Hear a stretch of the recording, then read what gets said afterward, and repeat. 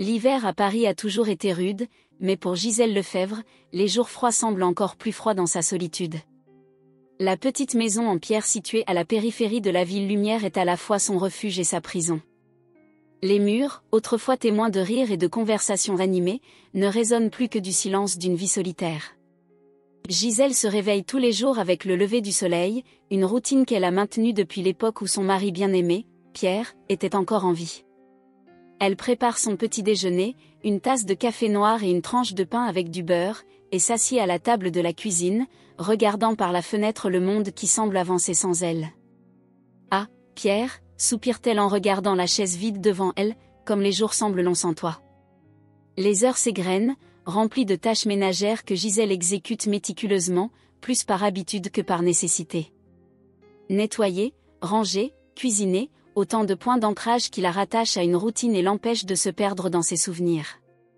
L'après-midi, elle s'installe dans son fauteuil préféré, un meuble usé par le temps mais toujours confortable. Elle y passe des heures à feuilleter des albums de photos, son trésor le plus précieux. Chaque page tournée était un voyage dans le temps, une plongée dans des souvenirs qui lui réchauffaient le cœur, mais le serraient aussi d'une douleur aiguë de nostalgie. « Regarde-toi, ma chérie », murmure-t-il en touchant délicatement la photo de sa fille Marie, encore enfant. « Où es-tu maintenant ? Pourquoi ne me cherches-tu plus ?» Les photos racontaient une vie bien remplie, son mariage avec Pierre, la naissance de Marie, les anniversaires, les Noëls, les vacances d'été sur la côte. Mais les pages les plus récentes sont vierges, comme si la vie de Gisèle s'était arrêtée dans le temps. Les voisines, lors de leur rare visite, tentent de lui remonter le moral. « Madame Lefèvre, pourquoi ne venez-vous pas prendre le thé avec nous cet après-midi ?» Mais Gisèle refuse toujours poliment, préférant la mélancolie familière de sa solitude. Les nuits sont les plus dures. Lorsque la nuit tombe sur la petite maison, les fantômes du passé semblent revivre. Gisèle pouvait presque entendre les rires de Marie résonner dans les couloirs, la voix grave de Pierre l'appeler pour le dîner. « Je deviens folle », se dit-elle en secouant la tête pour chasser les illusions. Par une de ces soirées particulièrement froides, Gisèle se prépare à un nouveau repas en solitaire. Le vent hurle et fait trembler les vitres. Elle avait préparé une soupe à l'oignon, la préférée de Pierre, plus par habitude que par appétit. Assise à la table de la cuisine, avec pour seule compagnie le tic-tac de la vieille horloge murale, Gisèle porte la cuillère à ses lèvres. C'est alors qu'elle l'entend. Un son si inattendu qu'elle se figea sur place, la cuillère suspendue dans les airs. C'était un coup. Faible, presque imperceptible, mais bien réel. « Ce doit être le vent », murmura-t-elle pour se convaincre. Mais le bruit est revenu, un peu plus fort cette fois. Le cœur battant, Gisèle se lève lentement. Elle s'approche de la porte d'entrée d'un pas hésitant. Des années de solitude l'avaient rendue prudente, presque craintive du monde extérieur. « Qui est là ?» appela-t-elle, la voix tremblante. Il n'y eut pas de réponse, seulement le hurlement du vent. Les doigts tremblants, elle tourna la poignée et entr'ouvrit la porte. Le vent froid de l'hiver s'engouffre dans la maison, apportant avec lui quelques flocons de neige. Gisèle jeta un coup d'œil à l'extérieur, ses yeux s'efforçant de voir dans l'obscurité. À première vue, il n'y avait rien d'autre que la nuit noire et la neige qui tombait doucement. Puis ses yeux ont perçu un mouvement. Quelque chose sur le pas de la porte. Quelque chose de petit, enveloppé dans une couverture. Le cœur de Gisèle s'arrête un instant, son esprit peine à comprendre ce qu'elle voit. Lentement, presque à bout de souffle, elle ouvrit la porte. Et c'est alors que le silence de la nuit fut brisé par un son que Gisèle n'avait pas entendu depuis des décennies. Un son qui fit bondir son cœur et trembler encore plus ses mains. Le faible cri d'un bébé. Le faible cri du bébé résonne dans la nuit froide, transperçant le cœur de Gisèle. Les mains tremblantes, elle se penche et ramasse le petit paquet. Le bébé est gelé, enveloppé dans une fine couverture qui le protège à peine du froid mordant. « Mon Dieu !» murmure Gisèle, en ramenant rapidement le bébé à l'intérieur. Son instinct maternel, endormi depuis tant d'années, se réveille instantanément. Elle serre le bébé contre sa poitrine, essayant de le réchauffer avec la chaleur de son corps. Dans la cuisine, Gisèle improvise rapidement. Elle fait couler de l'eau et commence à déballer le bébé avec précaution. C'était un garçon, si petit et si fragile que son cœur se serra. Il n'y avait pas de mots, pas d'explication pour l'abandon de cet enfant innocent. Chut, chut, murmure-t-elle en berçant doucement le bébé pendant qu'elle prépare un bain chaud. Tout va bien maintenant, petit. Tu es en sécurité. Après le bain, Gisèle enveloppe le bébé dans une serviette douce et lui donne du lait chaud à l'aide d'une petite cuillère. Le petit garçon tête goulûment, ses petits yeux fixés sur le visage de Gisèle. La réalité de la situation commence à lui peser. Que faire ? Son esprit lui dit d'appeler immédiatement les autorités, mais son cœur s'accroche déjà à ce petit être que le destin a placé dans ses bras. Le bébé endormi dans ses bras, Gisèle décroche le téléphone. Les mains tremblantes, elle compose le numéro de la police. Allô ? Police nationale, commence-t-elle, la voix basse pour ne pas réveiller le bébé. Mais elle n'entend que des parasites à l'autre bout du fil. La ligne était coupée, sans doute à cause de l'orage. Gisèle regarde par la fenêtre. La neige tombait de plus en plus fort, recouvrant tout d'un manteau blanc. Il serait impossible de sortir cette nuit pour aller chercher de l'aide. On dirait qu'il n'y a que toi et moi ce soir, petit, murmure-t-elle au bébé endormi. Les heures passent et Gisèle ne trouve pas le sommeil. Assise dans son fauteuil, elle observe le bébé qui se repose dans un nid de couverture improvisé. 1000 pensées se bousculent dans son esprit. Qui a pu abandonner un enfant aussi précieux ? Comment peut-on être aussi cruel ? Au fur et à mesure que la nuit avance, une idée commence à germer dans son esprit. Une idée folle, impossible, mais qui faisait battre son cœur plus vite. Et si ? Commence-t-elle à penser, et si je le gardais ? Le matin arrive, et avec lui, la décision de Gisèle. Elle savait que c'était risqué, peut-être même illégal, mais quelque chose en elle lui disait que ce bébé était un cadeau, une seconde chance que la vie lui offrait. « Il te faut un nom, mon petit », dit-elle doucement, en caressant la joue du bébé. « Que penses-tu d'eux ? Théo ? Oui, tu ressembles à un Théo. » Dans les jours qui suivent, Gisèle se retrouve plongée dans un tourbillon d'émotions et d'activités. Elle improvise des couches avec de vieilles serviettes, prépare des biberons avec du lait en poudre trouvé au fond d'un placard et passe des nuits blanches à allaiter Théo. Chaque sourire, chaque petit bruit que fait Théo est comme un rayon de soleil qui pénètre les ombres qui habitent le cœur de Gisèle depuis si longtemps.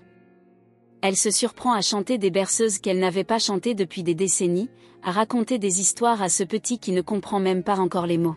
« Tu es mon miracle, Théo », murmure-t-elle au bébé en le nourrissant, « mon petit ange envoyé par le ciel ». La maison, autrefois silencieuse et mélancolique, est désormais pleine de vie.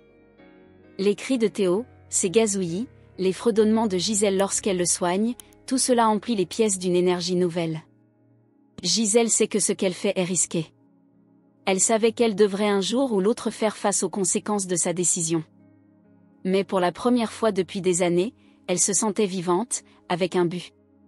Un soir, en regardant les étoiles par la fenêtre, elle promet au bébé, « Tout ira bien, mon petit Théo, grand-mère Gisèle s'occupera de toi, quoi qu'il arrive. » C'est ainsi que, dans cette petite maison de la banlieue parisienne, une nouvelle famille improvisée a commencé son voyage.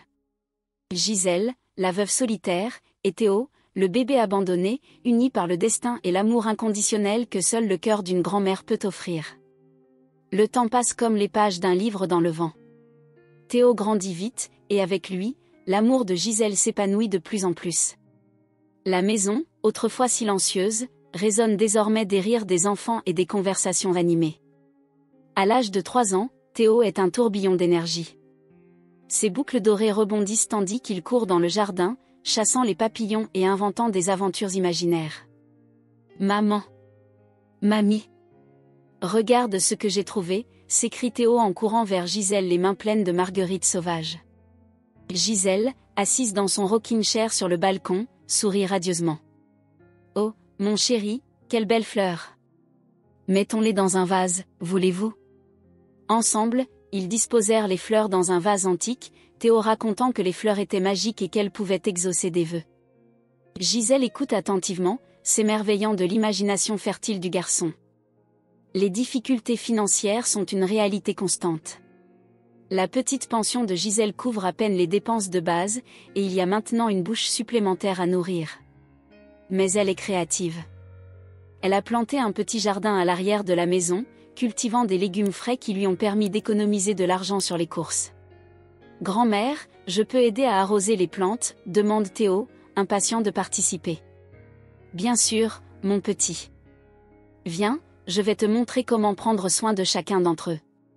Ces leçons dans le jardin sont devenues des moments précieux d'apprentissage et de connexion.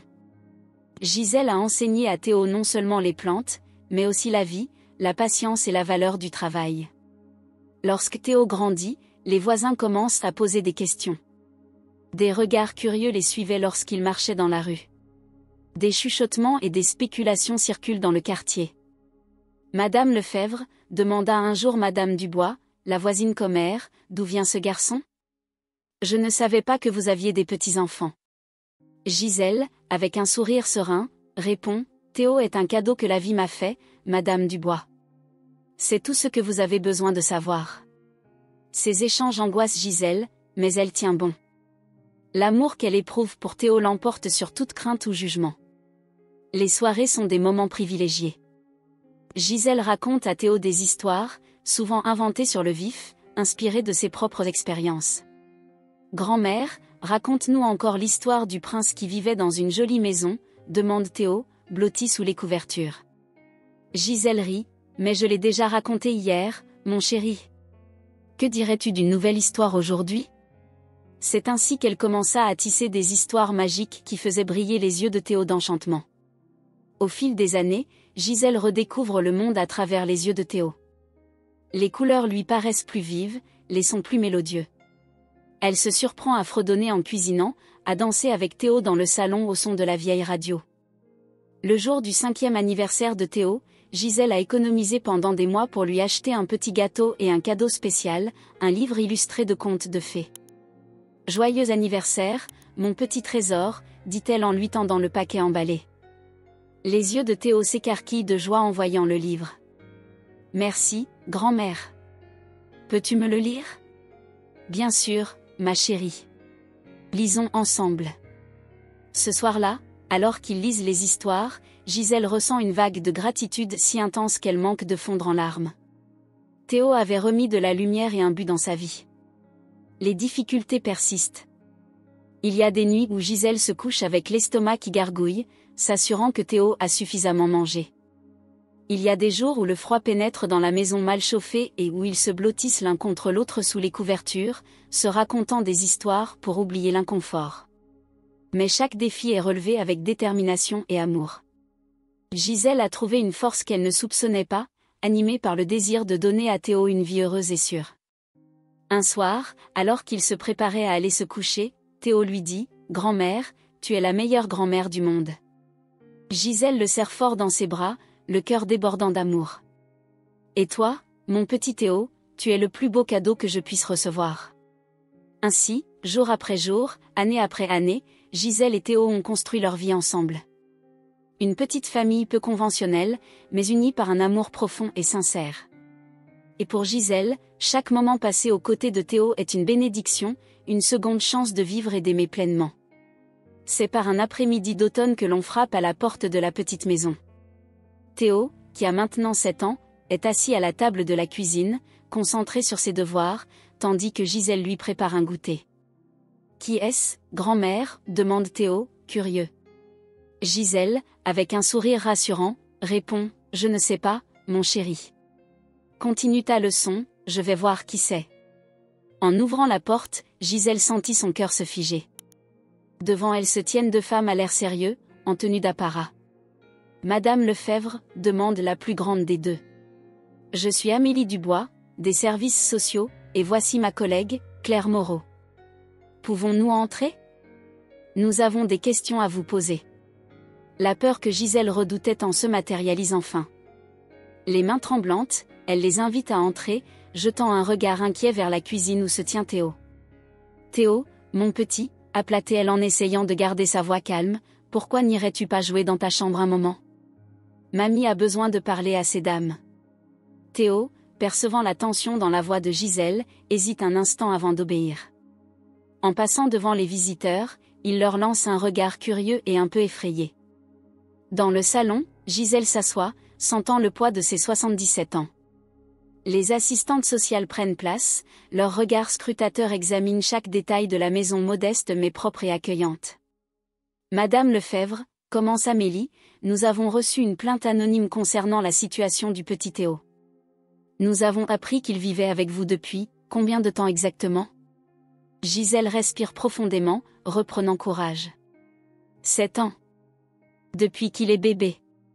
Et quelle est votre relation avec lui? Demande Claire, le ton plus doux mais non moins inquisiteur. Je l'ai trouvé, avoue Gisèle, la voix légèrement tremblante. Il a été abandonné sur le pas de ma porte un soir d'hiver. Depuis, je l'ai élevé comme mon petit-fils. Les travailleurs sociaux échangent un regard significatif. Amélie s'est penchée en avant, son ton est devenu plus sévère. Madame Lefebvre, comprenez-vous que ce que vous avez fait est illégal? Vous auriez dû prévenir les autorités immédiatement. Gisèle sent les larmes lui monter aux yeux, mais refuse de les laisser couler. Je sais. Mais cette nuit-là, il avait si froid, il était si impuissant. J'ai essayé d'appeler la police, mais les lignes étaient coupées à cause de la tempête. Et puis, je n'ai pas pu le laisser partir. Claire, un peu plus compréhensive, demande, et comment cela se passe-t-il pour s'occuper de lui? Avez-vous assez de moyens? Gisèle se redresse sur sa chaise, une étincelle de détermination dans le regard. Cela n'a pas été facile, mais nous avons réussi. Théo n'a jamais eu faim, il a toujours eu des vêtements propres et un toit au-dessus de sa tête. Et surtout, il a de l'amour.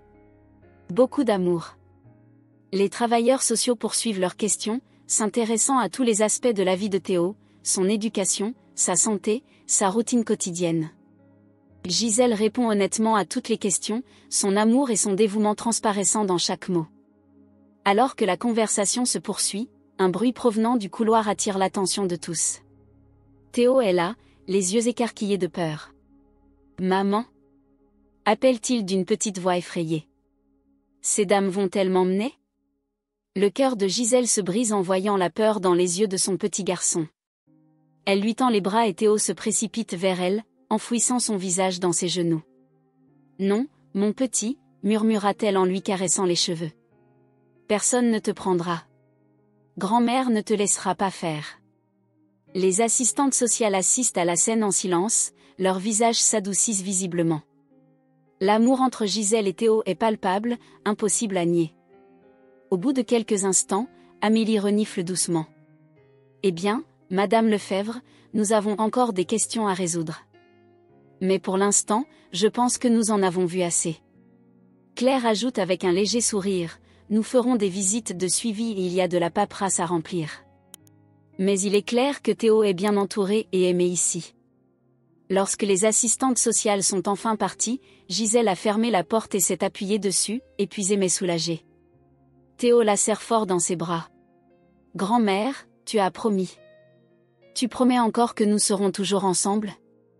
Gisèle s'agenouille pour rencontrer les yeux de Théo. « Je te le promets, mon petit trésor. Toujours ensemble. Toi et moi contre le monde, tu te souviens ?» Cette nuit-là, tandis que Théo dormait paisiblement, Gisèle resta éveillée, remerciant silencieusement le miracle qu'était son petit-fils et la chance de pouvoir continuer à être sa famille.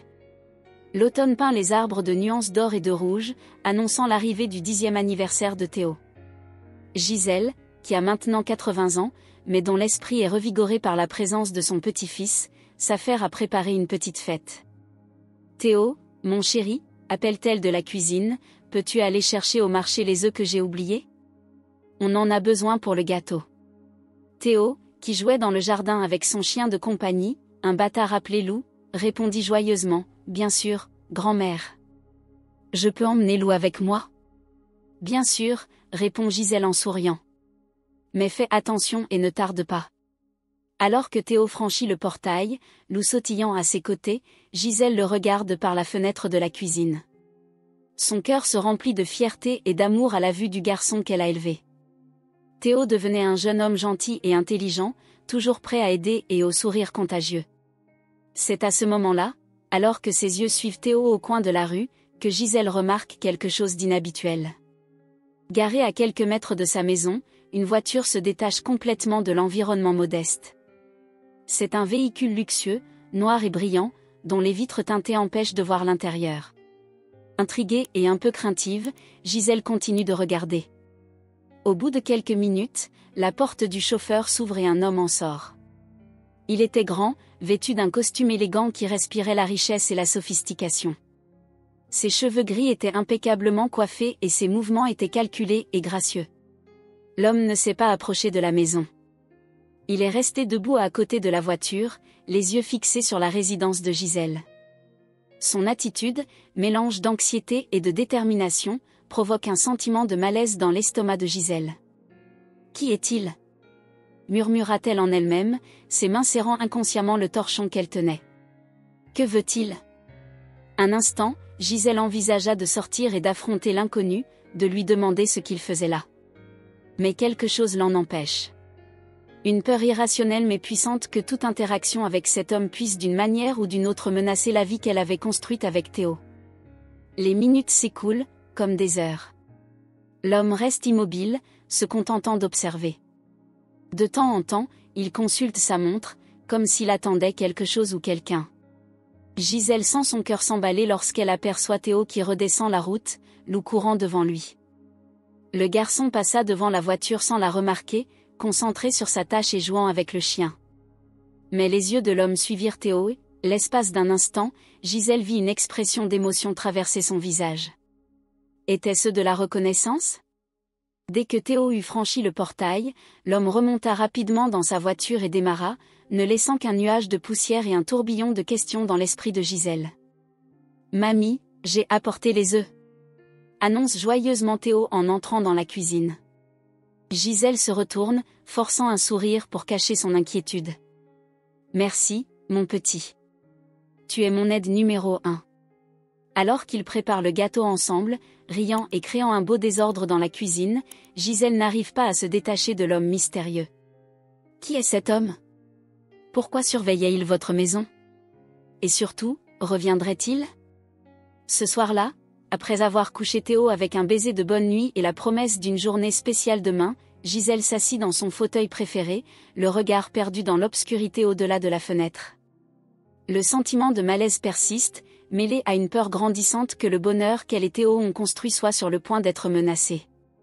Quoi qu'il arrive, se dit-elle à voix basse, sa détermination s'affermit, je protégerai Théo. Il est ma famille, ma vie. Personne ne me l'enlèvera. Sur cette résolution, Gisèle se prépara enfin à aller se coucher, priant silencieusement pour que le lendemain n'apporte que de la joie pour l'anniversaire de Théo, et que l'homme mystérieux ne soit qu'une ombre passagère dans leur vie. Le soleil s'était à peine levé à l'horizon qu'un grondement assourdissant déchira le ciel, tirant Gisèle de son sommeil agité. Le bruit, un grondement mécanique et pulsatif, fait trembler les vitres de sa petite maison. « Mon Dieu !» s'exclama-t-elle en se redressant brusquement dans son lit. Son cœur s'emballe, son esprit encore embrumé par le sommeil s'efforce de comprendre ce qui se passe. Le bruit s'intensifie et Gisèle finit par le reconnaître, c'est un hélicoptère qui se rapproche dangereusement.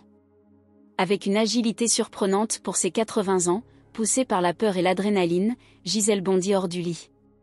Ses pieds nus touchent à peine le sol froid et elle court dans le couloir en direction de la chambre de Théo. « Théo ! Théo !» cria-t-elle, sa voix presque inaudible sous le vrombissement de l'hélicoptère. Arrivée à la porte de la chambre du petit garçon, Gisèle l'ouvre d'une poussée désespérée. Ses yeux parcourent la pièce frénétiquement, à la recherche de son précieux petit-fils. À sa grande surprise et à son soulagement momentané, Théo n'est pas dans son lit. Au contraire, le garçon se tenait près de la fenêtre, le visage illuminé d'une expression de pure fascination et d'excitation. « Grand-mère !» s'exclame Théo en se tournant vers elle, les yeux brillants d'enthousiasme. « Regarde ça ! C'est un vrai hélicoptère !» Gisèle se précipita vers la fenêtre, enveloppant Théo dans ses bras pour le protéger. Dans le champ adjacent à leur propriété, un imposant hélicoptère noir était en train de se poser, ses hélices tournant encore et lançant des rafales de vent qui faisaient danser l'herbe violemment. « Mon Dieu !» murmure encore Gisèle, le cœur battant dans sa poitrine. La vue de l'hélicoptère lui rappelle les souvenirs de l'après-midi précédent, la voiture de luxe, l'homme mystérieux qui surveille sa maison. Les deux événements peuvent-ils être liés ? « Grand-mère, on peut aller voir de plus près ?» demande Théo, tout excité. S'il vous plaît, s'il vous plaît. Gisèle resserre ses bras autour de son petit-fils, la peur lui serre le cœur. Non, mon chéri. C'est trop dangereux. Nous devons rester à l'intérieur, en sécurité. Mais alors qu'elle parle, Gisèle voit une silhouette sortir de l'hélicoptère. Même de loin, elle reconnaît l'allure élégante, le costume impeccable. C'est le même homme qui a surveillé sa maison la veille. Qui est-ce, grand-mère, demande Théo, sa curiosité l'emportant momentanément sur son excitation pour l'hélicoptère. Il a l'air important. Gisèle déglutit, son esprit s'emballe pour des possibilités toutes plus effrayantes les unes que les autres. Je ne sais pas, mon petit. Mais ne t'inquiète pas, mamie s'occupera de tout. À ce moment-là, comme s'il se sentait observé, l'homme se tourne vers la maison de Gisèle. Même de loin, elle peut sentir l'intensité de son regard. Il se mit à marcher vers la maison, d'un pas décidé et régulier. Théo, dit Gisèle en s'efforçant de garder une voix calme, je veux que tu restes ici, dans ta chambre. Ferme la porte et ne sors pas, quoi qu'il arrive. C'est compris? Théo, réalisant enfin la gravité de la situation au ton de la voix de sa grand-mère, acquiesce solennellement. Oui, grand-mère. Mais, est-ce que ça va aller? Gisèle força un sourire en caressant le visage de son petit-fils. Bien sûr, mon trésor. Grand-mère est toujours belle, n'est-ce pas? Après avoir serré Théo une dernière fois dans ses bras, Gisèle quitta la chambre en refermant la porte derrière elle. Elle descendit les escaliers, les jambes légèrement tremblantes, mais la détermination ferme. Qui que soit cet homme, quel que soit son but, elle est prête à l'affronter. Gisèle arriva devant la porte d'entrée au moment où la cloche sonnait. Prenant une profonde inspiration et redressant les épaules, elle tourna la poignée, se préparant à ce qui allait suivre. La porte s'ouvrit, révélant l'homme élégant qui se tenait sur le seuil. Ses yeux bleus perçants rencontrent ceux de Gisèle. Pendant un moment, aucun des deux ne parle, le seul bruit étant le ronronnement lointain des hélices de l'hélicoptère qui ralentissent. Finalement, l'homme rompit le silence, sa voix profonde et chargée d'émotion. « Madame Lefebvre ? Je m'appelle Jean-Pierre Dubois. Et je crois que nous avons beaucoup de choses à nous dire à propos de Théo. » Gisèle sentit ses jambes faiblir en entendant le nom de Théo prononcé par cet inconnu. Elle s'appuie sur le chambranle de la porte, les yeux fixés sur Jean-Pierre Dubois. « S'il vous plaît, Madame Lefebvre, dit Jean-Pierre, la voix tremblante d'émotion, puis-je entrer ? J'ai une histoire à raconter qui va changer notre vie à jamais. » Hésitante, Gisèle acquiesce et l'entraîne dans le modeste salon. Jean-Pierre s'assit, ses mains agitées témoignant de sa nervosité. « Madame Lefebvre, commence-t-il, il y a 10 ans, ma femme a accouché d'un petit garçon. Mais elle a souffert d'une grave dépression postnatale. Un jour, elle a disparu avec le bébé. Quand elle est revenue, elle a dit qu'elle l'avait perdu. Sa voix s'est affaiblie. Je l'ai cru. Nous avons passé des années en consultation, à essayer de nous remettre de cette perte. » Gisèle écoute, abasourdie, le cœur battant à chaque mot. Jean-Pierre poursuit, « Il y a 2 ans, ma femme, rongée par la culpabilité, a avoué la vérité avant de mettre fin à ses jours. Avant de mettre fin à ses jours. Elle n'avait pas perdu notre fils. Elle l'a abandonné. » Les larmes coulent à présent sur le visage de Jean-Pierre. Depuis, j'ai cherché mon fils sans relâche. J'ai suivi toutes les pistes, toutes les rumeurs. Et toutes les preuves m'ont conduit ici, chez Théo. Gisèle sent le monde tourner autour d'elle. Son esprit avait du mal à assimiler cette révélation choquante. Mais, comment pouvez-vous en être sûr ? Jean-Pierre sort une photo froissée de sa poche. Un nouveau-né y dormait paisiblement. La ressemblance avec Théo est indéniable. Oh, mon Dieu, murmure Gisèle, les larmes aux yeux. Madame Lefebvre, dit Jean-Pierre en se penchant en avant, je ne peux pas exprimer ma gratitude pour ce que vous avez fait pour Théo. Vous l'avez sauvé, vous l'avez élevé, vous l'avez aimé alors que je ne le pouvais pas. La panique envahit Gisèle. Elle demanda, la voix à peine plus haute qu'un murmure, tu vas l'emmener ? À sa grande surprise, Jean-Pierre secoue la tête. Non, Madame Lefebvre. Je ne peux pas séparer Théo de la seule mère qu'il ait jamais connue. Au lieu de cela, j'ai une proposition à vous faire. Il prend une profonde inspiration avant de poursuivre. J'aimerais vous inviter, Madame Lefebvre, à vous installer dans mon domaine. Nous pourrons y élever Théo ensemble. Tu serais toujours sa grand-mère et je pourrais apprendre à connaître mon fils. Nous pourrions être une famille, non conventionnelle, mais unie par l'amour de Théo. Gisèle est restée sans voix, bouleversée par cette proposition inattendue.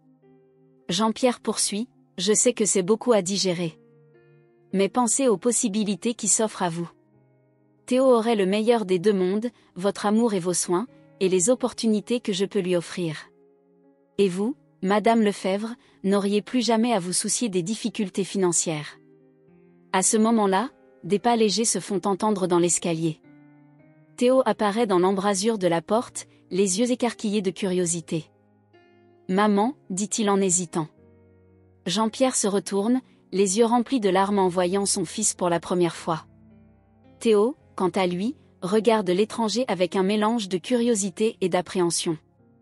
Gisèle lui tendit les bras et Théo courut vers elle, cherchant du réconfort dans son étreinte familière. Elle regarde Jean-Pierre, puis Théo, puis Jean-Pierre. À cet instant, Gisèle voit l'avenir se dérouler sous ses yeux. Elle voit Théo grandir, aimé et soigné par elle et son père. Elle a vu qu'elle était libérée des soucis financiers qui la tourmentaient depuis si longtemps. Et surtout, elle y voit la possibilité de garder Théo dans sa vie, de rester sa grand-mère adorée. Les larmes aux yeux et le sourire tremblant aux lèvres, Gisèle prend enfin la parole. « Monsieur Dubois, je crois que nous avons beaucoup de choses à nous dire. Et Théo, il y a quelqu'un de très spécial que vous devez rencontrer. » Alors que le soleil du matin inondait la pièce, illuminant les visages émus de ces trois personnes, une nouvelle famille commença à se former, unie par leur amour pour un garçon spécial et l'espoir d'un avenir brillant ensemble.